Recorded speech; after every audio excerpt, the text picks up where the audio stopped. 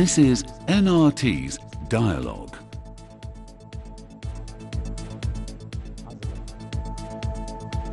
سڵاوتان لێبێ من توانە عوسمان لە بەرنامەیەکی تری دیالۆگا پێتان گەشتمەوە. بابەتی ئەم هەڵقەیەمان قسەکردنە لەسەر قەیرانی ئابووری لە هەرێمی کوردستانە و کاریگەرەکانی لەسەر کۆمەڵگەی کوردی و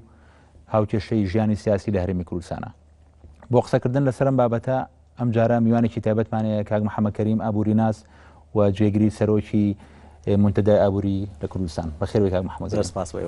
لە میوانە هەمیشەیەەکانی هەڵقەکەشمان هەرێک لە ڕێبین هەردی، شوان محەممەد، دکتۆر زانا ڕەوف، بەخێرات نێم وڵایەکتانەکەم. کاگێ محەممەد کەریم لە جەنابتەوە دەست پێ بکەین. ئێمە ساڵی پار هەڵبەت ئێستا هەرێمی کوردستان لە قەیرانێکی ئابووری بەقووەتەیە. ساڵی پار لە مانگی دوو لە شوباتی پار دوای لێکتێنەگەیشتنی نێوان هەرێم و بەغدا ئەوە بوو نووری مالیکی سەرۆکوەزیرانی پێشووی عێراق موچەی هەرێمی کوردستانی بڕی. بە دواییە لە حوزەیرانی پارە داعش پەلاماری مووسڵ و بەشێکی محافزەی سەلاحەدین و دیالیە و بەشێکی زۆری عێراق لە 35 بۆ 40 خاکی عێراقی داگیر کرد. بەهۆیەوە عێراق و هەرێمی کوردستان تووشی شەڕێکی بەهێز بوو لە چەندین جەبهە و لە چەندین لاوە کە ئەمەش دیسانەوە بواری ئابووری و ئەرکی با بڵێن ئابووری عێراقی سەختتر کرد. سەرەتای ئەم ساڵیش نرخی نەوت لە بازاڕەکانی جیهانە بە شێوەیەکی بەهێز داڕما بە ئەندازەیەک چووە ئەو نرخانەی کە بۆ ماوەیەک لە ساڵی 2009 هەبوو کە لە 100 و قسوورەوە هاتە سەر 43 دلار. ئەم سێ ڕووداوە لە ماوەی کەمتر لە ساڵێکە وای کرد قەیرانێکی ئابووری گەورە ڕوبەڕووی هەم عێراق و هەم هەرێمی کوردستانیش بێتەوە. لە ئێستاە کاریگەرەکانی بە شێوەیەکە کە موچە دوا کەوتووە و خەڵک 3 تا 4 مانگە موچەی وەرنەگرتووە، پرۆژەکان هەمووی وەستاوە لە هەموو پرۆژە ئیسسماری و ئێعمارەکان لە عێراق و لە هەرێمی کوردستانە بە تایبەتی و لە هەمان کاتە بانقەکانمان ینی نیشانەی پرسیار چۆتە سەر مزداقیەت و سقییان لە بەردەم ئینهیاران ئەگەر ئینهیاریشان نەکردبێ. کۆمەڵی کاریگەری ئابووری زۆر ڕوبەڕووی هەرێمی کوردستان و عێراق بۆتەوە، بە تایبەتیش باسی هەرێمی کوردستانەکەن لە برەوەی بەهۆی لێک تێنەگەیشتنی لەگەڵ بەغایە ئەوەندەی تر بارە ئابوورێکی قورستر بووە. وەکو ئابووری ناسێک ئەو زاویەی کە خۆت سێری دنیای لێوەکەی پێ دوایە کاریگەرەکانی ئەم دۆخە لەسەر هەرێمی کوردستان و لەسەر کۆمەلگەی کوردی و لەسەر کۆمەلگی ئێمە چییە؟ لە ڕاستیدا قەیرانەکان هەبوو، ینی پێش ئەوەش هەبووە. ئەتوانین بڵێن هاتنی ئەو فاکتەرانە داخڵبوونی وەکو فاکتەری اقتصادی وەکو فاکتەری سیاسی بۆ ناو مجتەمەعی کوردستان قەیرانە ئابوورێکی زیاتر قوڵ کردەوە. بە مانایەکی تر ئەگەر بەهاتایە و فاکتەری سیاسی ئەمڕۆ داعش نەبووایە کە هەڕەشەیەکی زۆر گەورەیە و لەبەر دەرگاکەمانایە ڕەنگە ئینهیارێکی کاملیانی بۆ کاملی سیستمەکە بڕوخایە تەحملی قەیرانەکانی نەکردایە. لە ڕاستیدا ئەوانەی کە جەنابەت ئاماژەت پێکرد و پێش ئەوەش تەسیراتەکانی لەسەر کۆمەڵگەی کوردستان قوڵ بووە، بە تایبەتی لە هەرس پێهێنانی جیهازی بەرهەمێنانی کوردستان لە کەناڵەکان تقریبان کردێ دەرەوە. ئەمە هەر ئەوە نییە کە بۆ نمونەکانی جیهازی بەرهەمێنان لە کوردستان ئاچێتە دەرەوە کە بریتێ لە کەشت و کاڵ و پیشەسازی، ئیتر من بەس لە ڕوانگەی بەرهەمی کشت و کاڵیە خو بەرهەمی پیشەسازیەوە سەیری کۆی ئابووری کوردستان کەم نا. تەسیراتی تری هەیە چۆن هەرسهێنانی سیستمی ئابووری کوردستان بەهۆی قەیرانەکانەوە پێش قەیرانەکە کەتون بێتەوە چۆن تەسیری کردو سەرەوەی کە بێکارە لە وڵاتەکەمانە زۆر بێ، کە تۆ ئەڵی بێکاری لە وڵاتەکە زۆر بێ کەواتە تۆ لە لاشتر ئیشتە سەر ئەواکی کە دەخل لە وڵاتەکە کەم بکەیتەوە. کەمبوونەوەی دەخل تاسیەکاتە سەر وەزعی عائیلە و هەڵوەشانەوەی عائیلە. بە دیوەکەی تریە تۆ پتێوە نەتەوێت جۆرێک لە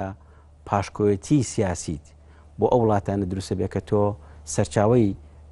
ئەمنی خۆراکی تۆن. ئێستا ئێمە ئەمری خۆراکی خۆمان بەڕاستی دەست خۆمانان نییە، وای کردو بووین بۆ پاشکۆیەک بۆ کۆی سیستمی جیهازی بەرهەمێنانی عالمی بە تایبەتی وڵاتەکانی ئەقلیم. ئەمەش کێشێکی زۆر گەورەیە کە تۆ لە ڕووی سیاسیشەوە لە ڕووی کۆمەڵاتیشەوە هەڕەشەیەکی جددیە لەسرت. خەڵکی تر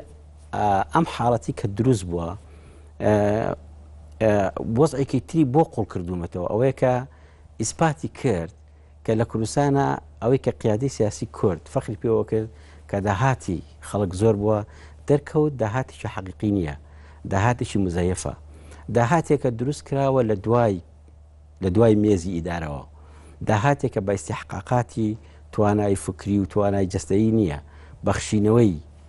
داهاتە ئەمە خۆی لە خۆیان مشکلێکی گەورەیە بەجارەت قەلەم هێزێکی دەرەکی خۆمان ئەتوانێت بهێنێتەوە بۆ سەر هێڵی هەژاری ئەمە مشکلێکی گەورەیە بەڕاستی کە کوردستانی تێکەوتووە خەڵکی تر کە زۆر زۆر مهمە ئەوەیە کە تۆ لە ڕووی هەرسپێهێنانی جیهازی بەرهەمهێنانی کوردستان خۆتەوە و زایدەن ئەو ژێرخانی ئابووری کە چەندین ساڵە بەڵێن پارەی تاسە فکرێت هاتوۆتە سەر سکەی خۆی تا ڕادەیەک ئەمەش جارێکی تر بەهۆی قەیران ئابوووریەکەەوە کێشت بە دروستەکە مشکلەکەی ئێمە سەر ئەوە دیە کە من موچە بۆ بە 3 مانگ ئەوە ڕەنگە خۆی لە خۆیان مشکلێکی گەورەیە بەڵام مشکلێکی لەوە قوڵترم بۆ دروستەکە دەوەیە کە ئەو مەسرفی کردومە لە ژێرخانی ئابووریە لە پرد لە ڕێگەوبان لە خستەخانە لە قوتابخانە بە پێی قانونی اقتصادیش تۆ هەموو ساڵێک لە 5 بۆ لە 7 ئیدیثاراتی دەبێت لە ناوەچێت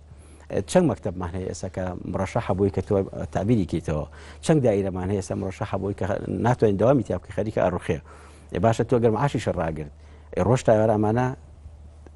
تەسکە بێتەوە کەواتە کە من ئەسڵەن نەتوانم سیانەی ژێرخانی ئابووری کە دروستم کردو بیپارێزم کەواتە بە هیچ شێوەیەک ناتوانم ئەسڵەن بیرەوە بکەمەوە ئیسtisماراتی خۆفراوانی کەم یعنی ئەمانە هەموو کێشان ڕۆژ بە ڕۆژ قوڵە بێتەوە بۆ ناو خەڵکەکە و بۆ ناو عایلەکان و بۆ هێڵی هەژاری زیاتر خەڵکم بۆ خاتە ناو ژێری هێڵی هەژاری و ژێری هێڵ هەژاری ڕوبەرەکەی فراوانترە بێ بەڵێ کاکشوان ئەگەر ئێمە بە وچوونی من تەشخیصی وەزعی کوردستان بکەین ئێمە ناتوانین هەر بڵین قەیرانە بەڵکو لە قەیران تێپەڕیوە ئەمە بە عەربی پێڵێن مەرزەق بە کوردی پێڵێن چۆتە تەڵەزگەوانێ یعنی زۆر زەحمەتە نەجاتی بێدەی قەیرانەکە لەوانەیە بە شێوەی لە شێوەکان پلانێکی بۆ دانی بۆ چەند ساڵە نەجات بێ بەڵام ئەمە لە مەرزەقایە کێوە بووە بەڵێ ئێستا دوورمەڕۆ ئێمە زۆر جاڕۆین کێشەکان ئەگەر لەگەڵ بەخا هەلبێ وەزعی خەڵک باشە بێ بە زوانیە ئەو پارەی بۆمانە نێرن ئەگەر ژمارەکان قسە بکەین بە ژمارەکان ئەو پارەی بۆمانە نێرن لە ساڵی 2015 14 ملیار و 800 ملیۆنە ئێمە ئەگەر حسابی کەین تقریبا 11 ملیار قەرزاری مۆزەفینی دەوڵەتین بۆ دۆلار بڵێ 11 ملیار تقریبا قەرزاری مۆزەفینی حکومەتین 4 ملیار و 800 تقریبا قەرزاری شەریکاتی نەوتین ملیارێک و 200 تقریبا قەرزاری شەریکاتی ناوخۆین ئەمەی مستەسمیری نۆمانە جگە لەمانە ئێمە پارەمە لە بەنکەکانە نێشتۆ کە تا ئێستا حکومەت ئێعلانی ناکات چەنە جگەلەوە ئێمە قەرزاری کۆمەڵە شەریکاتین کە قەرزمان لێ کردوون لە دەرەوانێ وتومانە نەوتانەینێ جگەلەوە خۆشیان ئێعلانیەکەن کە ئێمە قەرزاری 1 ملیار دۆلارین یعنی هەرچۆن بڵێ هەرچۆن حسابیەکەین ئێمە تقریبا 20 ملیار دۆلارمانەوێت لەوانە اینجا بتوانانی باڵانسی ڕاگری وەکو کاک حەمەکەری موتی ئەویش ناتوانانی هیچ ئیدامەی ئەو مەشروعانە بکەی کە هەتا چ مەکتەبە چ ڕێگاوبانە چه هەموو ئەوشتانێترە بەدڵنیاوانێ ئێمە لەم حاڵەتە ئابووری خراپە لە کاریگەری لەسەر بارودۆخی کۆمەڵایەتی ئەمە مەترسی ئەوە هەیە سلمی ئەهلی تێکچێ سلمی ئەهلی ئەوە نییە تۆ هەر بێ شەڕی دوو حیزب بێ سلمی ئەهلی ئەوەیە دزیەکی زۆر تاڵانیەکی زۆر هەڵکوتانە سەرماڵانێکی زۆر بە کورتی و بە کورتی شیرازەی کۆمەلگا تێکچێ کە ئەمە حاڵەتێکی خەتەرە ئەمە ڕویشیان ئەبێ دەسەڵاتی کورتی کە بە دێژایی ئەو من و هەستی ژاکەم زای ئەمڕۆ بێزایی بە دێژایی ئەو 24 ساڵەی کە حکومڕانی کوردی هەیە ئەبێ پێشبینیەوە بکەین فیجاراتی ئیجتیماعی ڕووبدا و ئێستا من لەوە دڵنیام ئێستا شارع بێ ساحێبە بریا ساحێبی هەبوایە بریای مەلایەنمانە لە پۆزیسیۆنە با چونکە ئیتوانی ئیدارەی بکاوە بە حاڵەتیش سلمی ببردایە بەس ئێستا شەقامی ئەمە بێ ساحێبە پێشبینی ناکرێ ئایا لە قەزایەکی بچووکەوە لە شارۆچکەیەکی بچووکەوانێ خۆپیشاندانە ناڕەزاییە لە پڕ وەکو ئاگر بەرەیتە بەرکە هەمووی بسووتێنێ لەبەرەوە ئێمە سلمی ئەلیمان لە بەردەم خەتەرایە و ئێمە ئەبێ دەسەڵاتی کوردی پێشبینی فجاراتی ئیجتیماعیش بکات بەڵێ کاک ڕێبین لە ڕوەگەیشت ترەوە تەماشایەکەم کاگیر پێم وایە کێشەی سەرەکیەوەیە کە ئێمە لە کوردستانە خاوەن حکومڕانی و هێزگەلێکی سیاسین کە پلانی اقتصادیان نییە هەرکە لە ئەساسەوە دروست بوون پلانێکیان نییە بۆ ئەوەی ئابووری کوردستان ببوژێنەوە یا کار لەسەر ئابوورین بکەم پێم وایە زۆر لاسایی حیزبی باسەکەنەوە مەبەستم چیە کە لاسایی حیزبیەکەنەوە ئەهدافی سیاسیان لە اقتصادا هەیە یعنی یانەوەی اقتصاد کۆنتڕۆڵکەن بۆ هەدەفی سیاسی ڕەڕەسی ئەم سیاسەتە سیاسەتی بەعز بوو بەعز یەکێک لە سیاسەتەکانی ئەوە بوو هەموو کۆمەلگای کرد بە مۆزافی حکوومەت هەتا من لە بیرمە یەکێک لە قسە هەرە مەشهورەکانی کە لە قسە کۆمیدیەکانی سەدام حوسێن بوو ئەیوت زۆر بیرم لەوە کردوێتەوە کە مشکلی کرێکار چۆن حەلکەین یعنی ئەو مشکلی کە مارکس بە درێژایی سەدەی خەریکی بوو بیری لێ کردەوە مەوزوعات چۆنە ئەیوت زۆر بیرم لێ کردوێتەوە کێشەیە چۆن حەلکەم حەلم بەوە دۆزیەوە کە بۆچی بەخەڵ بڵێ کرێکار لە مەودووە بێ پێی بڵێن مۆزەف هەموو کرێکارێک مۆزەفە هەتا بیرمە نمونەیەکی زۆر کۆمیدیە نایوتی یەکێگە چێ بۆ داوای کچێگەڵێ پێڵە تۆ ئیشت چێڵێ من کرێکارم عاملم ئەمە زۆر لە ڕووی کۆمەڵایەتیەوە ناخۆشە بەڵام ئەگەر بڵێ مۆزەفم هینی ئەحترامێکی هەیە سیاسەتی بازەوە بۆ هەموو کۆمەلگای عێراقی بکە بە مۆزەف بۆ ئەوەی هەموو کۆمەلگای عێراقی ببەسێتەوە بە دەوڵەتەوە و لەم ڕێ و ملکەچیشی بکە خواستەکاری ملکەچ بکە و بیبەسێتەوە بینەوە پێم وایە بەشێکی زۆر لەم حیزبە سیاسیانەیە من نفسی سیاست پێڕەوەکەن بەستنەوەی خەڵکێکی زۆر بەموچەوە ژیانیان بەموچەوە بە ئیدارەی دەوڵەتەوە و تۆ تەماشاکە ینی ئێمە لە 3 شاری پچکۆلەمان هەیە سەری و ژمارە مۆزەفە زۆرە بکە هەموو عقلێک ینی لە دەرەوە زانێ بەڕاستی بەڕێوەبردننی کوردستان پێویستی بەم هەموو مۆزەفە نییە ینی بەستنەوەی خەڵک بە مۆزەفیەوە لە بەر هەدەفی سیاسیە هینی اقتصادی نییە هەدەفێک سیاسیەکەوەی ئینتیمای خەڵک بکڕن لەم ڕێگایەوە تەماعەکانی تەماعی چاوچنۆکی ئابوووریان بەرزکەنەوە هەروە چاڕوانە سیاسیەکانی شیان بکوژن و ئەمە ئیشەیەکە کردویانە بەردەوام بۆی خەڵ ڕازیکەن و خەڵ بەخۆیانەوە بەستنەوە ئەنواع ئیشی وهمیان دۆزیێتەوە خەڵکیان تەوزیف کردووە هەتا کارگەیشتە مامۆسایانی ئەو مزگەوتەکانی ژەمە مزگەوتمانەیە 4 مامۆسای ئاینیتیایە خوتبایە 4 کەس ئیشی ئەوەی کە پێڵێن ئیش و کاروباری هینی مزگەوتەکە 4-5 داناوە هەتا لە مزگەوت هامیان کردووە لە تەربیە زیاتریان کردووە لە هەموو قتعەکانە ئەم ئیشیان کردووە ئێگە تۆ تەماشای وێنەیەک ئێم وێنەیە اقتصاد نایجوڵێنێ ینی پەیوەندی بە اقتصادەوە نەوە پێویستی اقتصادی نییە بەڵکو پێویستی سیاسیەیە ئێستا کەوتونەتە دۆخێ ناتوانن ئەم چاوەڕوانیانە بێن نەدی تاکە خەڵک شتێکیش خەڵک بجوڵێنێ ساوەیە سابینی خەڵکێکی زۆر لە سەر جادەیە بە تایبەتی لە ناوچەی سلێمانیا لەسەر جادەیە داوای موچەکانی یەکە بە درێژایی هەموو ماوەی هەموو پێشێرکاریە خەڵک ناجوڵێنێ ئەهدافی سیاسی خەڵک ناجوڵێنێ بەڵام شتە اقتصادیەکە کە ئەمان فێریان کردووە ئەو بەرخۆریە کە دروستیان کردووە ئەو بەستنەوەی خەڵک بە ئابوووریە وای لێ کردووە خەڵک بجوڵێنێ خەڵکە جوڵێنە تاو کاتەی داواکاری چاوەڕوانی ئابووری بچکۆلەی هەیە لە لاین یان ئێساەوەی کە داواکاری هەرەوەی موچە بگەڕێن و کەس باسیوە ناکە بۆ ئێمە دۆخێک بێتە پێشەوە پێویستمان بە موچە بیاساسن یعنی لە وڵاتێکی دەوڵەمەنا 3 شاریە ئەو هەموو ئیمکانیەتە ئابووریە باشە هەیە نەوت هەیە سنوورمان ێسا کراوەەوە حسارمان لەسەر نیاتوانین حرەکەیەکی تیجاری باشی لەگەڵ هەر 3-4 وڵاتە ئەقلیمیەکە بکەین کانزای باش لە کوردستانە هەیە چوزانە مەزایی ئەوانەی کە ڕەنگە ئابوووریەکان لە من باشتر بزانن کوردستان یعنی لە ڕووی مەبدەئیەوە تەماشای بکەی وڵاتێکی فەقیر نییە وڵاتێکی دەوڵەمەنە بە کەرەسەکان کەس بیر لەمە ناکاتەوە بۆ من وام لێ بێ پێویستم بە مەعاشێک بێ کە لە دەستی و ئەوانەوەیە و بەم شێوەیەن پێم وایە کۆمەلگایەکی مەصرف کەریان دروست کردووە بەرخۆریان دروست کردووە و ئەمەشی کاما جوڵێن هەدەفی سیاسیە بە جەدوای اقتصادیۆم شانێ و پلانی اقتصادی نییە و تا ئەم جۆرە لە سیاستە بەردەوام بێ پێم وایە ئەم مەشاکلانە بەردەوامە بێ بەڵام من تەبیعیەوەی کە کاگرەبی لە دوای قسەی کاگرەبی لە باسیکەم یانی ئەومان باتەوە پرسیاری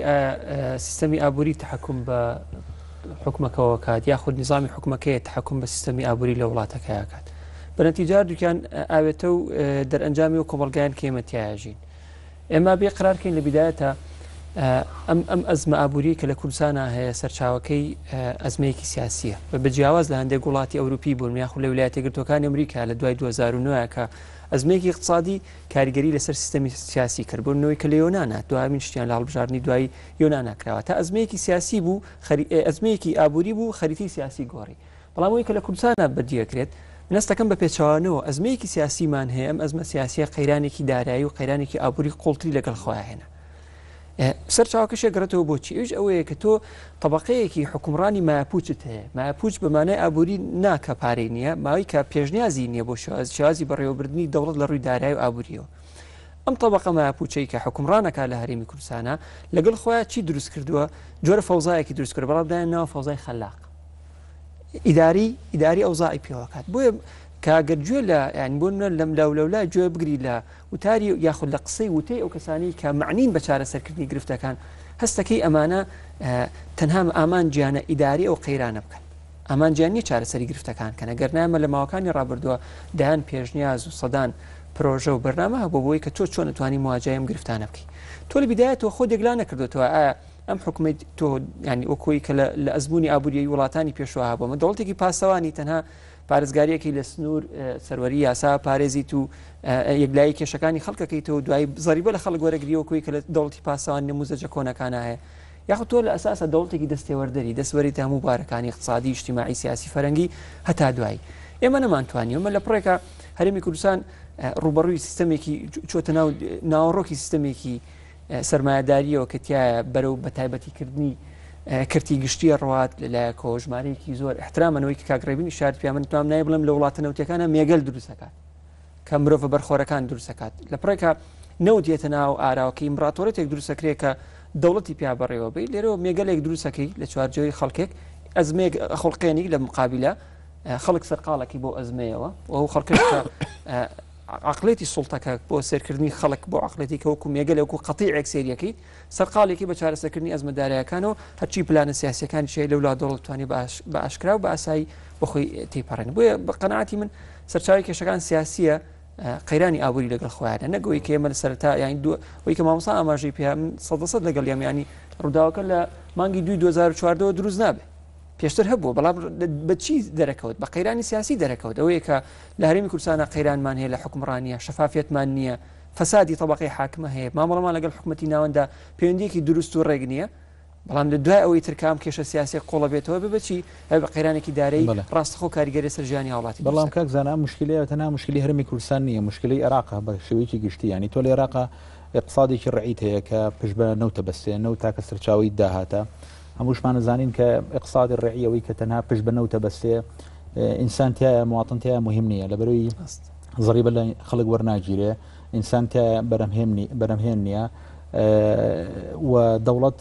مەجبوری مرۆڤ نییە مەجبوری کارکردن نییە لەبەرەوەی خوا سەروەتی چیاوەتە لە عەرزەکە دەریانێ لەم حاڵەتەیە هەموو تیورانی کە لەسەر اقتصادی ڕێعیە باسەواکەن کە علاقەی بینی اقتصادی نەوتی و دیموکراسیەت علاقەیەکی پێچەوانەیە لە هەر شوێنێک کاتوی اعتیمادە لەسەر نەوت بوو مواطنتیایە دەنگی مواطنتیایە قسەی مواطنتیایە احترامی نییە لەبەرەوەی تۆ پشت بەو نابەسی زەڕێبی لە ناسنی بۆیە مواطن نازی نییە لەم جۆرە لە سیستەمی اقتصادیانەیە ئەمەی کە هەیە ئەو سەروەتی کە هەیەوان دەرێنن لە دوایە چێتە ژێردەستی حاکمەوە و حاکمی وڵات بە شێوەیەک تەوزیعکاتەوە توانە جارێککە کۆمەڵگەی پێ ڕەشۆ بکاتەوە ئەم حاڵەتە لە بەس بۆ هەرێمی کوردستان ڕازنیە لە عێراقیشام ئەم زایرێ هەیە و ئێمە تا ئێستا نەماتوانێت اقتصادی بەدیل دروستکەین سەرچاوی تری داراییمان هەبێ خەڵک وەکو کاگڕێبین وتی ڕاستە ئەوان خەڵکیان کرۆ بە موچەخۆر بەڵام خەڵکیش مستەفیدە لەو معادلەیە خەڵکیش ینی زۆر لە خۆی ناکە بەر ئینتاج ناکە با بڵێن توانە بەرەمهێنەکانی پەرە پێنایە حاڵەتێکی ئیتیکالی دروستە بێ کە هاوڵاتی پشت بە دەوڵەتە بەسێ و دەوڵەتیش کۆمەلگا خاتە حاڵەتی دۆخی ڕەشوەکردنەوە بۆ ئەغراضی سیاسی بەکارێنەوە و برادران باسییان کرد پرسیارەکە لەوایە کە ئەم هاوسەنگیە چۆن تێگەشتێ کاکەتوانە ئەکرێت جوای پرسیارەکەت ڕام کێشێت و بۆ مۆزۆیکی مهمەوەیە داخلبوونی ئەنسوری ئیمتیاز ئەنسوری ئیمتیاز بۆ کوردستان چه دەروێکی گێڕا و ئەو فەرقی جەنابی سوباسەکەی کە هەر کێشەی کوردستان نیە کێشەی عێراقیشە من ئەمێ بەڕاستی جیاوازی بکەم لەبەری کێشەی عێراق کێشەی کوردستان کێشەی عێراق هەرچی کەسێک بێت ڕەنگە هەروە بتوانێت ئیدارەی وڵاتەکە بکات چ لە ڕووی سیاسی و چ ڕۆی اقتصادیەوە کێشێکی گەورە هەیە لەوێ کێشەی ئەمنیە خۆ ڕەنگە ئەمە پاشخانێکی سیاسی خۆی هەبێ ئەمە ڕەنگە ئیدارێکی حکم باش نییە لەوێ دموکراسی مەشاکلی هەیە بەڵام ئێوە خۆتان نەزانن ینی زروفی ئەمنی بەتابەتی ئەمنی ناوخۆ دەورێکی زۆر ئاساسی هەیە بۆی کە مجتەمع بەرەو کوێ ئەڕوات لە عێراق ئەم فرسەتە نەخڵقاوە ینی ئەگەر مە سیرکەین لە 2030 لەوەتی نظامی سەدام حوسێن ڕخاوە فرسەتێک نەدراوە بە عێراق کە خۆی مراجعە بکاتەوە بەڵام لەگەڵ ئەوەی کە ئەو هەموو کێشە ئەمنیشی هەیە ڕۆژانە دەیان و تەقینەوە لە وڵاتە ئەبێ کۆمەڵێک مؤسساتی حکومەتیان دروست کردووە ڕاستە ڕەنگە بە 100% ئیشی پێ نەکرێ بەڵام سەدان کەسیان ناوە بە محکەمەکە لە هەموو پۆستەکان بڕاستی کە جەرائیمی هەبووە لەوێ ئیدارەی مەنزومەیەکەن مەنزومەی بانقی مرکزی کە ئاەنەوەیە لە لوتکەی هەرم تەدەخلی تیا بکەن ناهێڵن تەدەخلی تیا بکەن بە معنایەکی تر عقلێکی مؤسساتی و عقلێکی اقتصادی لێوە هەیە کە کۆی مؤسسەکە با بەڕێوە لەگەڵ ئەوەی کە ئەو هەموو مشاکلانەشی تیا هەیە ئەگەر ئەمە مقارن نەکەم بە وەزعی کوردستان وەزعی کوردستان ئێمە توانین بڵین لە دوای شەڕی ناوخۆوە لە کوردستانە جۆرە لە جۆرەکان وەزعیشی ئارام لە کوردستانە هەیە کە ئەکرێ و گونجاوە بەرنامەی بۆ پێشکەشکەی بە بەرنامە بیجوڵێنی بۆ مشکلی کوردستان گەورەتری مشکل لە هەموو عالەمە مشکلی سەرمایە لە کوردستانە مشکلی سەرمایەت نەبووە یعنی لە دوای بڕیارینەوە بەرامبەر بە خۆراکەوە حەزەکەم بزانەوەی لە دوای 1996ەوە لە کوردستانە مشکلی سەرمایە نەبووە کۆی مشکلەکە لەوا چڕ بۆتەوە کە چۆن ئیداری سەرمایەکەم زائیدەنەوەی تۆ کە سەرمایەت هەیە خەڵکێکی باشی شێهەیەکان نسبی خوێنەواری لە کوردستانە زۆرە لەگەڵ ئەوەشە کوردستان بە پێی فاکتەری هێز بۆ ئابووری هەموو فاکتەرەکانی هێزی ئابووریتە هەیە یعنی ئەمە نقطێکی زۆر زۆرمیە ئەوەی کە نوقسانە لە کۆی معادلەی گەشەی ئابووری لە کۆی معادلەی پێشکەوتنی کوردستان بریتە لە عقڵ ئەم عقلە لە کوردستانە نوقسان بوو بالئەخەص عقلی ئابووری مشکلەکە چییە؟ مشکلەکە ئەوەیە عقلی سیاسی لە کوردستانە لە جیاتی هەموو عقلەکانی کە بیری کردێتەوە لە جیاتی عقلی تعلیم عالی بیری کردێتەوە لە جیاتی عقلی بازرگانی بیری کردێتەوە لە جیاتی عقلی سەناعی بیری کردێتەوە لە جیاتی عقلی ئابووری بیری کردێتەوە فرسەتیشی نەیەوە بە عقلەکان فعلەن بەدای خوان وەربگرن و فرسەتی نەیەوە کە ئیشی خۆیان بکەن لە کۆی ئەم عقلی سیاسی کورد چی بەرهێناوە هاتووە نقطەیەکی هەڵبژاردووە نقطەیەکە کە لوغبێکی زۆر گەورەی بۆ ئەمڕۆ ئیشی کردووە لەسەر ئیمتیاز یعنی کۆی مجتەمع بەبەستەرەوە بە ئیمتیاز بخۆتەوە کۆی مجتەمع بەبەستەرەوە بە ئیمتیاز بە نظامی حیزبیەوە کۆی مؤسسەی هەڵبژاردن ببەستەرەوە بە ئیمتیازەوە کە دەنگ بۆ نایەتی کەواتە عقوبەت دێم دەنگم بۆ ناتی لە وەزیفەکە دەرە دەکەم ئەمەوەی لەکرۆک و باسمان کرد بە مانایەکی تر بەشێکی زۆر لەوە سەرمای کاتە ناو کوردستانەوە کە ئێمە حسابی کرد تەنها لە 2023ەوە تەنها لە 2023ەوە بە حدودی 130 میلیارد دلار هاتوتە ناو کوردستانەوە 130 میلیارد دلار شتی گەورەی پێکرێ شتی زۆر گەورەی پێکرێ ئەکرا کوردستان ئێستا بە ئاسانی لەسەر پێی و لەسەر ئەرزی خۆی بوەستایە بەڵام ئەم بەستنەوەی بە ئیمتیاز هات چی کرد لە کوردستانە کۆی منزومەی مجتەمعی تێگا یعنی چی کرد هات استیقطابێکی لە کۆمەڵگەیە دروست کرد استیقطابێک بەدابەشی کرد بە دوو بەشەوە بەشێکی کۆی داهاتی کوردستان لای بەردەستیابێ بەشێکیان بە ئیمتیاز بیهێڵەرەوە بەس ئیمتیازێکی مەزەیە وەکو باسمان کرد بە ئەمرێکی مالیکی یەکسەر بە جەڵاب خەڵکیەتە ژێر هێڵی هەژارێکەوە نەک بە وشکە ساڵی یان بە کارەساتێکی ترنا بە قەرارکی سیاسی خاتە ژێرەوە ئەگەرم لە حەزەکی ئێمە لەم فترەیە مەشروعێکمان تەقدیم کرد بۆ حکومەت کە چۆن چارەسەری ئەم وەزع بکەین قۆناغەکەشمان ناونا قۆناغی کارەسات یعنی کارەساتەکە لە ڕووی سیاسیەوە بەڕاستی کارەساتە کە خۆی اقتصاد بن کۆڵی سیاسەکەی کردووە ئیمتیاز سیاسەتی ئیمتیاز لە کوردستانە بۆ شێوە دەری بینیوە ڕوبەری کۆمەڵگەی ڕۆژ بە ڕۆژ فراوان کردووە بەستێتیەوە بە جەمسەرە قوتبەکانەوە بە یەشێتی و پارتی و حیزبەکانی کوردستان و بڵی کە هەم حیزبەکان ئەوەی کە کێکەکەی چەنە ئەجا ئەو حیزبە ئەوەی کە حکمێکە ڕوبەرەکە چەند لەگەڵایەتی کێکی ئیمتیازی حیزبە کاتێکە ئەم کێکە وای لەکە بە ئیمتیاز ئیستیقطابی ناو کۆمەڵگاکە ئێستا ئێمە چیمان هەیە لە 120 لە مەشروعەکە کە باسمان کردووە لە 120 خێزانی کورد یعنی کە ملیۆنێکمان هەیە ئێمە چونکە 5 ملیۆنین معدەلی عام لە کوردستانە نسبەی خێزان 5 کەسە لە وەکو معدەلی ستاندەر لە کوردستان ڕەنگە لە وڵاتی کە زۆر فەرقی هەبێ عائلەی 5 کەسە یعنی من 1 ملیۆن کەسم هەیە 1 ملیۆن عائلەم هەیە لە 120 کۆی داهاتی کوردستان لای ئەوە نەک بڵی کۆی داهات ینی نسبێکی زۆر بەرز لە کۆی سیولەی کوردستان لای ئەم لە 120ەیە ئەم لە 120 بەشێکیان حزی پێڵە ملیاردێر و ملیۆنێر ملیاردێر و ملیۆنێر لە مدەی 5 ساڵە تا 7 ساڵە پێگەیشتووە لە کۆمەڵگەی کوردستانە لە 5 شەریحای خۆیان بینێتەوە لە ڕووی وەزیفەوە ئەنجا تۆ سەیریە بەڵێ محەممەد کەریم حەزەکەی لێگرین بۆ دوای لەبارەی فاستێکمانەوە بگەڕێنەوە وڵات دوام ناوبڕاگەڕێن وڵاتان بۆ بەردەوامیدان بە مناقەشەکەمان فەرموو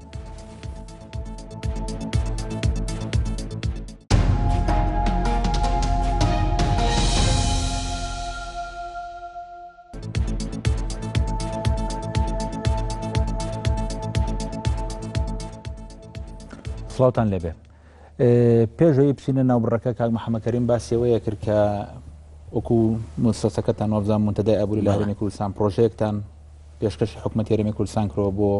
چارەسەرکردنی ئەم دۆخەی هەرێمی کوردستان ئەکرێ بە کورتی پێمان بڵێ بەڵێ لەوێ مۆزوعەکە کە ئێمە لە 120 خێزانەکان بیستم بزانم کە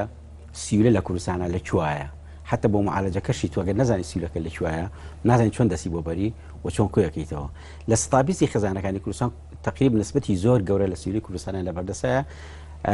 لەسەر ئاساسی ئەوەی کە ئەم خێزانانە ئەتوانن مانگانە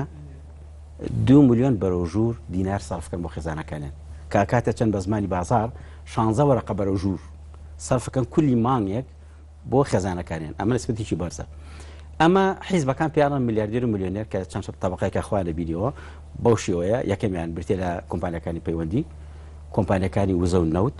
کۆمپانیەکانی جگەر و مەشروبات کۆمپانیەکانی نیشتەجێ و کۆمپانیەکانی جملە لەم پێنج کۆبوونەوە ئەگە سیرکن ئەم پێنج هەر هەمووشیان برتێن لەو کۆمپانیان کە احتیکاری کۆی اقتصادی کوردستانیان کردووە ئەگەر سێری سیمەی ئەمانە بکەم خەسائیسی ئەم تەبقەیە چییە ئەم تەبقەیە ناڵم هەمویان لە بینی قەوسێک کاژمارێکی کەمیان نەبێ ئەمانە خاوەنی عەقڵ نین ینی شەریحەیەک نین عەقڵی بزنسی هەبێ نا کۆی پارەکەی کۆ کردو لەسەر ئەساسی هامشی علاقاتی سیاسی اقتصادی ینی ئەمە پارەکەی تیا کۆ کردێتەوە مەبەستم چییە مەبەست ئەوەیە کە تۆ ئەم امتیازاتانی ئەم امتیازە نەتیجەی چی کردووە من ناڵێم هەر هەمووی ئەم لە 120 خێزانەی کوردستان نا ملیۆنەر ولێن نا بەڵام تۆ کۆمەڵێکی گەورەشت هەیە کە حکومت لە حکومەتە ئیشەکەن بە پلەی بەرز مەسەر وەزیرە پەرلەمانتارە کە ئەتوانێت 2 ملیۆن زیاتر سەرفکە بۆ خێزانەکەی بەڵام خاوری سەرمایە نییە ئەمێنێتە سەر چی ئەمێنێتە سەرەوەی ئەمە کاتێک کە پارەکەی سەحب کردووە لە بانک کۆی سیستمی مەصرفی لە عێراق لە کوردستان کەوت کەواتە ئەبێ جارێکی تر حکومەت مهادنە لەگەڵ ئەمە بکاتەوە ئەمە بێنێتەوە ژێرباری اقتصادی بۆیە جارێک ئەگەرمە بۆ امتیازات کە ئەم امتیازاتانی لێرەیە ئەبێ ئێستا طبیعەتی تەوزیعی قورسایی قۆناغەکە هەر بەناڕێکی تەوزیع بووە ئەوەی کە لە خەتی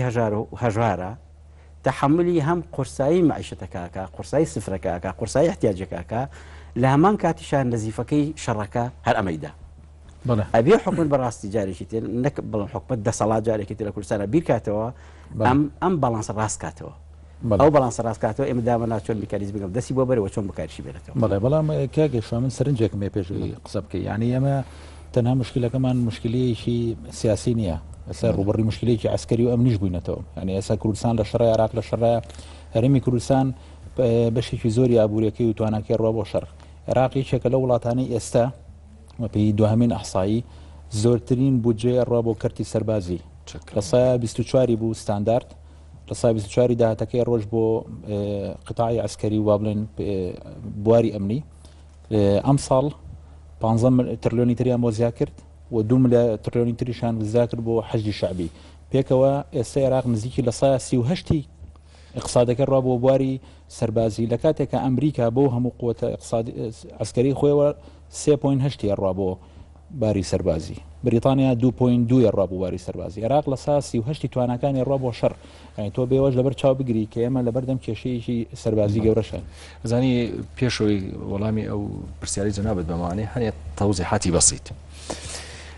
ئێمە لەوانەیە باش لە خصوصیەتی کوردستان تێبگەین چ لە ڕووی سیاسی ئابووری کۆمەڵایەتی و کاک محەممەد کەریم باش ئاماژەی بۆیە بەهۆنە تەفاسیل بەڵام برادەرینە خۆی هەنە سیمای گشتی هەیە لە منتیقەیە دوور مەڕۆ کاک محەممەد کەریم جان ئەوە بەغا و منتیقە سونیەکان ڕاستە شەڕیتەیە بەس لایەک لە باشووری عێراق وەزعی ئەمنی هیچی فەرق نییە لەگەڵ وەزعی ئێمە بەڵام ئەمە ئاماژەیە بۆی ئێمە سیستەمی حکومڕانی لەم منتیقانە سیستەمی حکومڕانی فاشیلە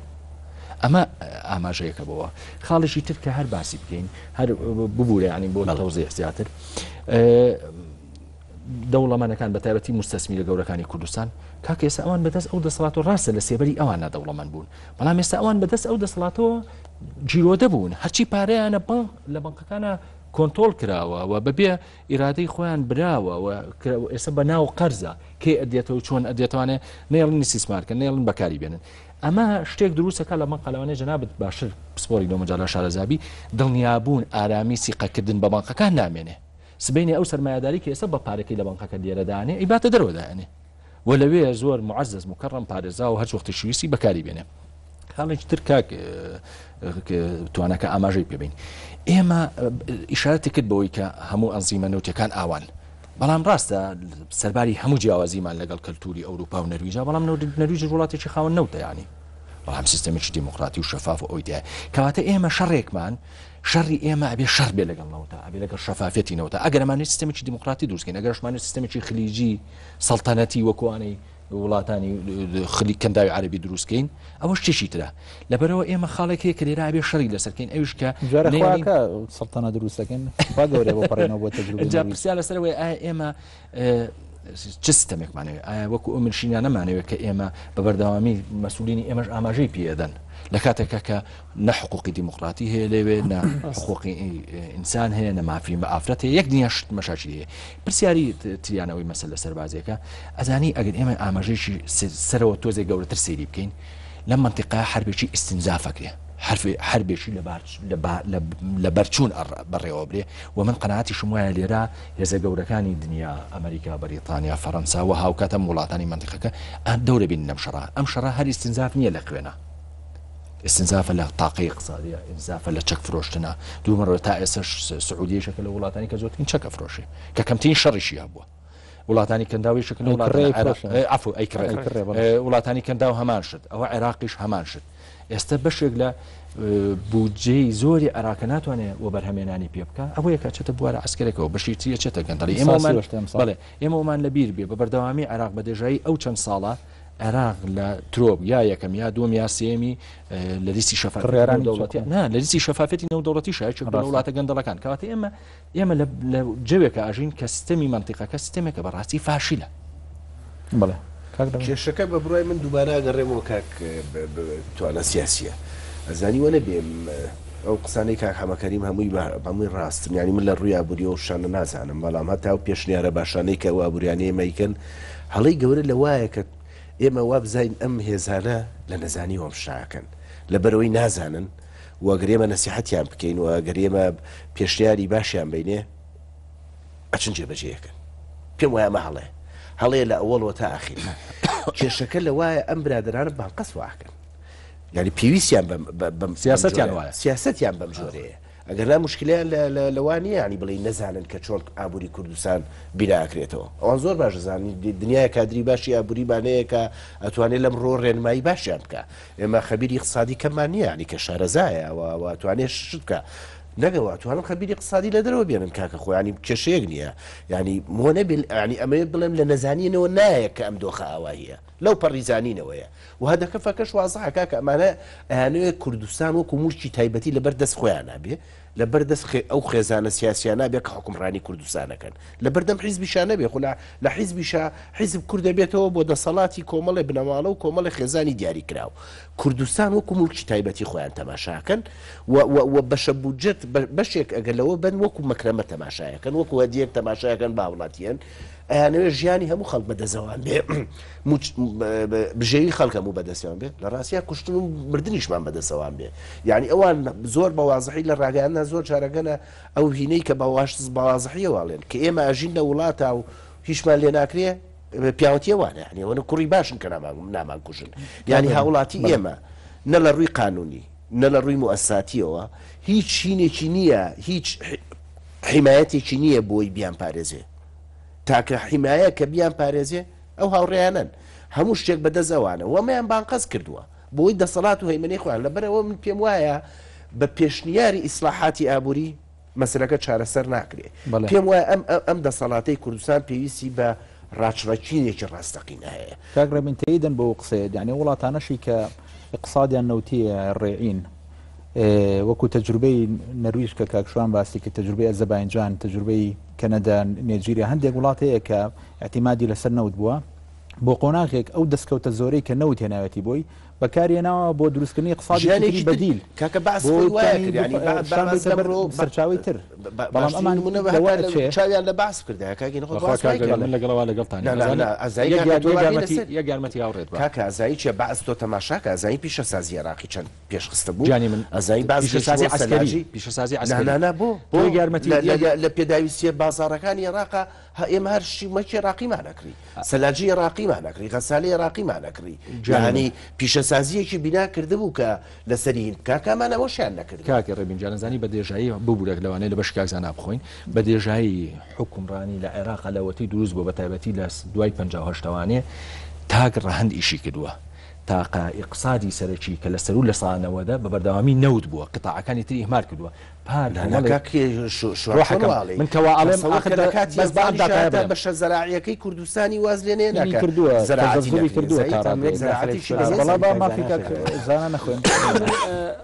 هاوڕام لەگەڵەوەی کە بڵین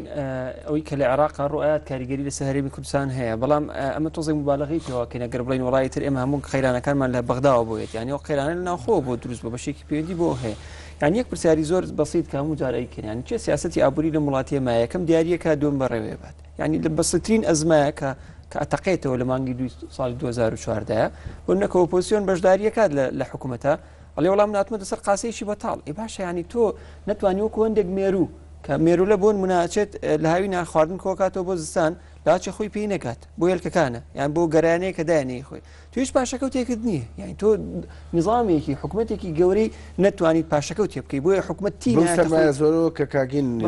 زۆر خۆیمان دۆکا بۆی موچەی مانێک بۆ دابین کا بۆیە من هاوڕام لەگە قسەی کاگڕێبینە ئەمەیە فەوزایەکی خەلاقە دروست سەکرێت بۆ ئەوەی کە ئەزمەیە کە قەیرانێک بە زۆر ئەخڵقێنیت بۆی کە خۆتەنێ پشت پارێزیتەوە من یەک نمونەی زۆر بەسیط ئەگەر بوار هەبێت لەم چەند ڕۆژی ڕابردووە لێ کە لە کەناڵی RT رووسی هەیە کات لە ساڵی 2014 سەردانی وڵاتی کۆریای باکووری کردوێت کە لە وڵاتانی کە بە دەگمەن میدیاتوانێت بچێتە ناوێت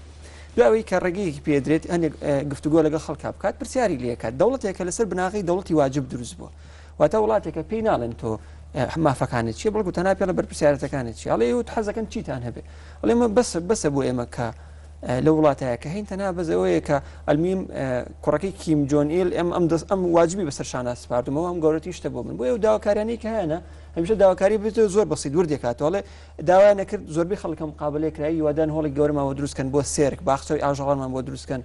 بخوام چین سێریکن باخچەی بخوام تیا بحەسەرینەوە بە زۆر واد لەیەکە کۆمەڵێک ینی نظام اقتصادیەکە وا لەو خەڵکا کات کە تومحەکانی بچوو کاتەوە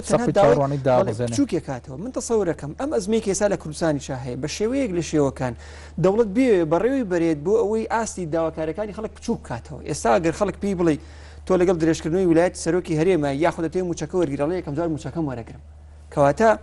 بۆیە ئەگەر من موچەکەم زۆر گرم دوای پرسیارەکەم لەسەر ئەوەی کە بزانم فەسادی حکوم هەیە نظام بێت زانا یعنی سەبایمان وابیر نەکەینەوە کە مەسلحەتی حکومەت و حزبەکان لە مۆسایەکە دروست بوو ئەنێ مەسا هەندێک ئاسەواری سلبیشی هەیە بۆ ئەوان باوجان بەش سەرنجی لە جان بە سلبیانی کە ئەوان ئێمە کاگڕێبین لۆ کاتەوە لەگە برادران باس سێواکەین کە ئەمانە بە پارەوەکو کا محەممەد کەریم وتی اقتصادی امتیازیان دروست کردووە ئەوەی کە خزمەتیانەکە امتیازیەکەن جۆرێک لە مجتمعێکی ئیستهلاکیان دروست کردو طبقەیەکی مۆزەفیان دروست کردو ڕبتیان کردو بە خۆیانە بۆی ئیرادیان سلبکەن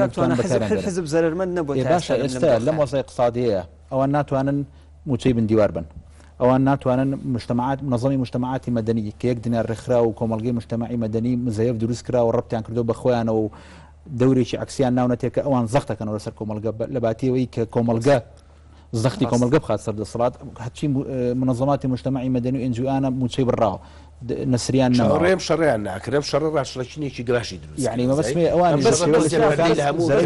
بەزوارکە کاکتوانە ئەو حزب وەکو بناغی خۆی بە تایبەتی و حزبێک کە خۆی باش پێشتر دەسەڵاتی هەبوو اقتصادەکە لای خۆی بۆ منەز ناکەم زۆر ئێستا چیمان هەیە پەرلەمانێکمان هەیە کە ناتوانێت دەسەوسان لە چارەسەرکردنی قەیرانەکان حکوومەتێکی لاوازمان هەیە بەڵام حزبێکی بەهێزمان هەیە حزبێکی بێزمانێت توانێت چارەسەرکە بۆ اقتصادی سالای حزبەکەواتە ئەوەیە کە بە نەتیجە خۆی وستێت یەک تعلیقی بەسیط کاک حەمەکەریم ئەوانە هینی هەیە زانیاری تاوی هەیە لەسەری ئەزانی لە میزانی هەموو وڵاتێکە ئەگەر هیچ نەبێ حەدی ئەدنای یاسای تیابێ لە ساحەڤەدانێن بۆ کەواریس هەموو ساڵە لە ساحەڤەدانی بۆ کەواریس یعنی چییە بوومە لەرزەیەکە بێ شەڕێک بەڵێ ئەمە حسابی کە ئەو 100 ملیاری جەنابەت حسابکە ئەگەر لە ساحەڤە حسابکەی تقریبا 7 ملیارەکە بەشی یعنی ساڵی چێری مێکرد ئەم پەرلەمانە نەها محاسبەم حکومەتە بکە بڵێ کاکە کووە ئەم لە ساحەڤەیەت کووە چی لێ کردو بە دێژای ئەو چەند ساڵە ئێمە لە ساڵی لە قەراری نەوت بەرامبەر خۆراکەوانێ پارە هاتۆتە هەرێم دوای وەژە دوای ڕوخانی بەعسانێ پارە هاتۆتە لێم باشە بۆ لەم ساڵانە داد نەناوە بۆ ڕۆژێک کە تۆ تەنگانەت بێ گیر و گرفتێکی ئاواتە بێ لەبەرەوە ئێمە حکومەتێکمانەیە حەدی ئەدنای بەرپرسیارەتی نەخستۆتە سەرشانی کا محەممەد کەریم پرسیارێکم هەیە گەر حەزر نەبێ کاکشان باسی مۆزۆی سقەی کرد داڕمانی مەبدەئی با بڵێن پرەنسیپی متمانە لە بینی سەرمایه‌دار و بانقە من پرسیارەکە گەورەترەکەم هەر سیستەمی سقە بە کاملی لە بینی هاوڵاتی و حکوومەتە لە بینی سەرمایه‌دار و بانقە لە بینی بانک و هاوڵاتی ئاساییە ئێمە ئێستا لە بەردەم حاڵەتێکین کە متمانەی بانک خەریکە هیارەکە ئەگەری هیاری نەکردبێ و هەمووشمان دەزانین متمانەی بانک کە هیارەکە لە بینی کەستمەر و با بڵێن خەڵکێک کە پارەدانێ هاوڵاتی و بانک ئینهیارێکی بەسیط نییە لە بینی دوو کەسا کە پارەی داکەن بەڵکو ئاسەواری ئەم بێمتمانەیە هەموو کۆمەلگا ئاگرێتەوە چونکە هەموو کۆمەلگا بە پێی و تیۆرەی با بڵێن فۆکویاما سێری کۆمەلگەی پێەکە یعنی گردبوونەوەیەکە لەسەر بنەمای سقا لە بینی هاوڵاتی و حکوومەتە لە بینی حکوومەت و مؤسساتە لە بینی بانک و پارەیە لە بینی پارە و بەرامبەرەکانیە ئێمە ئێستا لە دۆخێکین کە بێمتمانەی گەشتۆتە شوێنێکی وا کە نە بڕا بە سیاسەکانەکەین نە سیاسەکان بڕامان پێەکەن نە بانک بڕان بە ئێماکەن ئەمە بڕا بە بانکەکەین پارە ترساوە پارە خۆی کرۆتەوە بە ناو ژووری نووسن و سەرین و دۆشەکە یعنی لە وەسعەکەین کە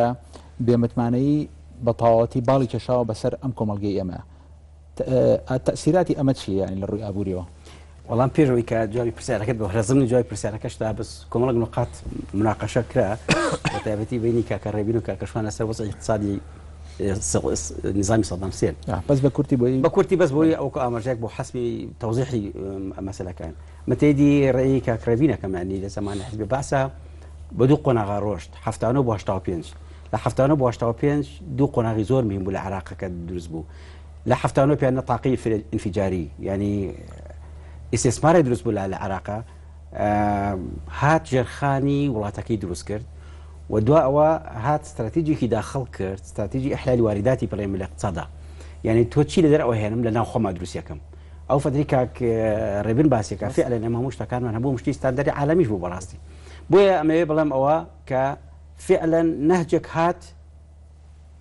دوای شەڕی عێراق و ئێران لە 85 هەموو منحەکان گۆڕا سیستمیی خەسخەسە دەستی پێ کرد هەموو شاکانشکێکی فرۆشتە بۆیە تەوجهاتێکی تەنمەوی هەبوو لە عێراق خاڵی دومیانەوەی کە جەنابەت باسێکە ئەزمی سیقاوە ئەوەی کە شۆنی ئامازوی پێکرد کە بانقەکان سەرمادارەکان سیقان نەماوە پارە نەماوە من جارێکی تاکی دەکەم لەسەر دوو خاڵ بڕۆم خاڵ استراتیجیتی ئیمتیاز کە قیادی سیاسی تەبەنی کردو استراتیجە و خاڵی دومیشیان ئایا فعلا ئەو کۆمپانیانەی کە باسمان کرد و پێنجە کە کۆی سویلی کوردستان لە بەردەستیانە تقریبا ئایا ئیفلاسیان کردووە یا خۆپارەکان سەحب کردووە من دڵنیام لەوە کە ئەوانە مۆزوعی ئیفلاس نییە مۆزوعی سەحبی پارەیە حەزەکەم زانرێەوە چونکە تۆ ئەو کۆمپانیانە کۆمپانیای حیزبن کۆمپانیای سێبەر و مەسئولن یعنی ممکن نیە ئەوانە ئیفلاسیان کردو ئێستاکە پارەکان خۆرا بە ڕەنگە هەندێک لە بەردەستیانە بێ لە بانقا بەس بۆ تەمویه یعنی بۆ شاردنەوە بڵێنەوە پاڵخ ئەومان هەیە دەنا بە حقت ئەوانە ئێستا کۆمپانیا هەیە کولی مانگێک ڕەنگە 600 ملیۆن دلار ئەسڵەن داهاتەکەی بێ بارحاڵ بگەڕێمە سەر ئەوەی جوابی پرسیارەکە جەنابەت قیادەی سیاسی استراتیژیەتی ئیمتیاز هەتا ئێستاکانە قیادەی سیاسی کە تاقەی نەوتی بەدەسەوەیە ئیمکانەتی نەوتی بەدەسەوەیە بەکاری هێنا وەکو ئیمتیاز وەکو باسمان کرد هەتا ئیستیقطابەکە بۆ شوێ ڕۆشت ئەگەر بەهاتە قەرانەکان دەستی پێ نەکردا بەو شێوەیە و مەسلەی داعش و مەسلەی ئاوار و ئەمان نەهاتاتە پێشەوە و مەسلەی بڕینی پارەی بەغان هاتێت پێشەوە ڕەنگە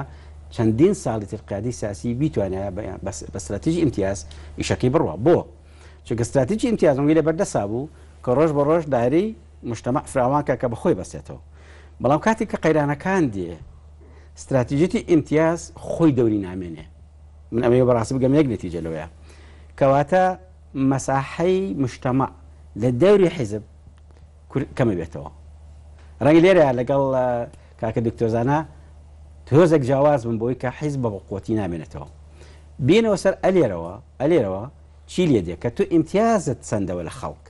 جا حیزبە جا چی کەسێکە دوو تەسیرەکە تەسیرێکی وسیقی کە جەنابەت باسێکی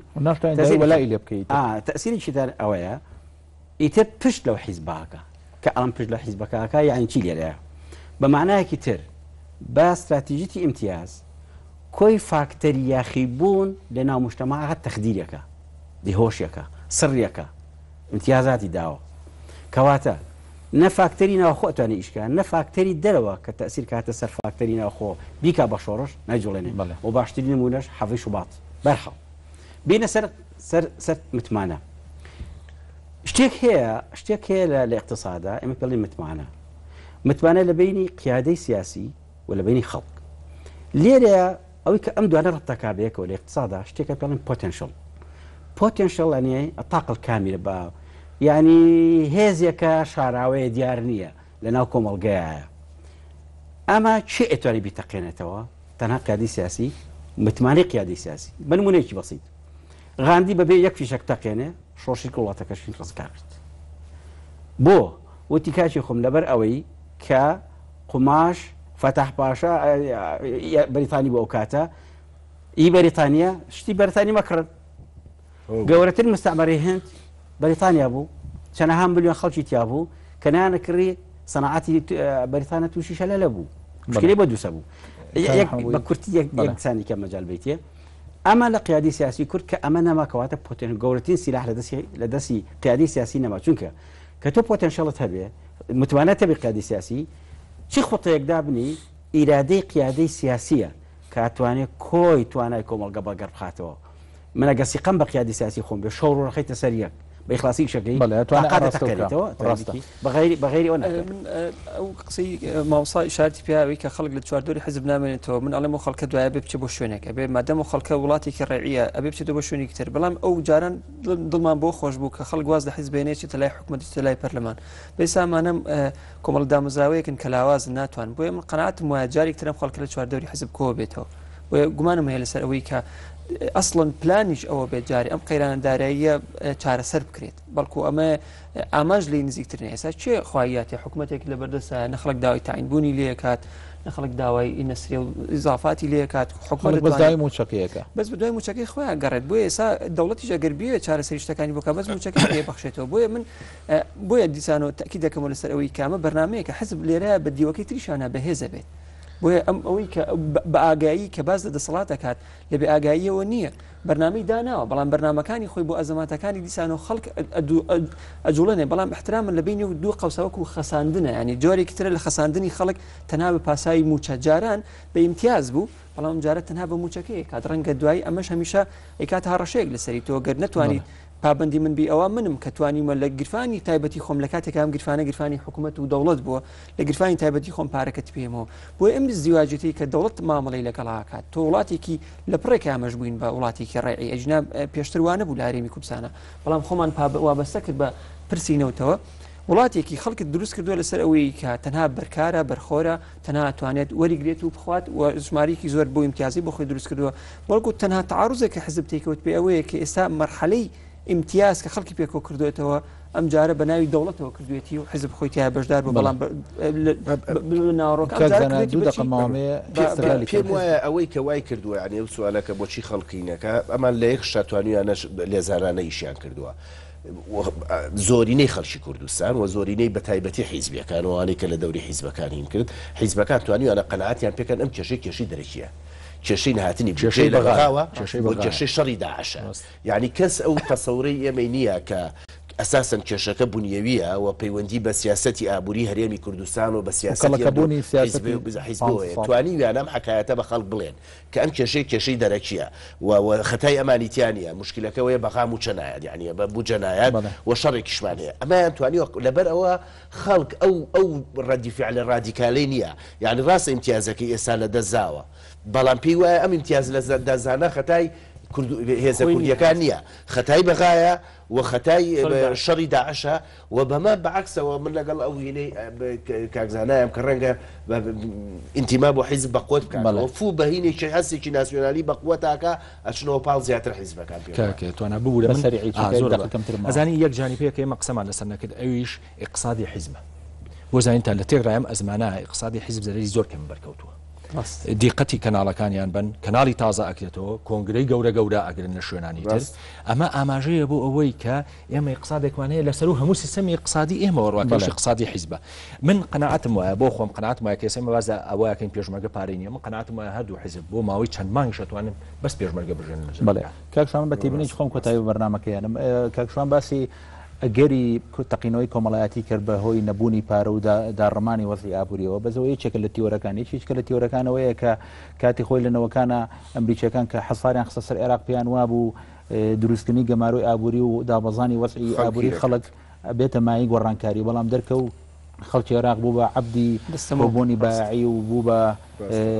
چۆن ناو ڕیزە درێژەکانی وەرگرتنی بایعیەوە ڕەنگە ئەمجا ئەم تەجروبەی ئەسەک هەیە وا بکە کە خەڵک بڕات چاوەڕێی و چەبێت و هەموو گربوونەوەکان باڕاستی سیاقەکان جیا بەزەوەی چێکە لە تیۆرەکان ئەڵقەیەم جاری دیالۆگ کۆتایی هاو زۆر سپاسی کاک محەممەد کەریمەکەن و میوانی تایبەتی لە مەڵقەیە بەشداری کردین سپاس بۆ هەموو هاوڕێیان تا بەرنامەیەکی تری هەفتەی داهاتوو هەر شاد و سەلامت بن.